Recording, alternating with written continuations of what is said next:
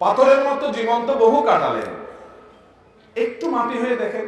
রাত 2টা-3টা পর্যন্ত পছন্দের দলের খেলা দেখে ফুর্তি করেছেন অনেকদিন, একটু কিছু কালের জন্য মাঝে মধ্যে একটু পরীক্ষা করে হলেও ভোর রাতে উঠে কনকনে শীত উপেক্ষা করে দাঁড়িয়ে লম্বা রুকু সিজদা দিয়ে তেলাওয়াত দিয়ে সালাত আদায় করে সিজদায় গিয়ে একটু চোখের পানি ফেলে আল্লাহর কাছে কেঁদে দেন। আল্লাহর শপথ করে বলছি, পৃথিবীর সবচেয়ে তৃপ্তিদায়ক মুহূর্ত আপনার কাছে সেই মুহূর্ত হবে যখন রবের সামনে দাঁড়িয়ে একটু চোখের পানি ফেলতে পারছেন। একটু চেষ্টা করে দেখেন, একটু ট্রাই করেন। তো সাহাবা ইকরামের ভিতরে বৈশিষ্ট্য ছিল ভাইরা আমার, তারা রাত জেগে যে তাহাজ্জুদ পড়তেন, দিনভর যে সালাত আদায় করতেন, তাদের ইবাদত বন্দেগীর ছাপ, এটার আলামত, এটার আভা, এটার চিহ্ন তাদের চেহারার উপর ভেসে উঠত। সীমাহুম ফি উজুহিহিম মিন আথারিস সুজুদ।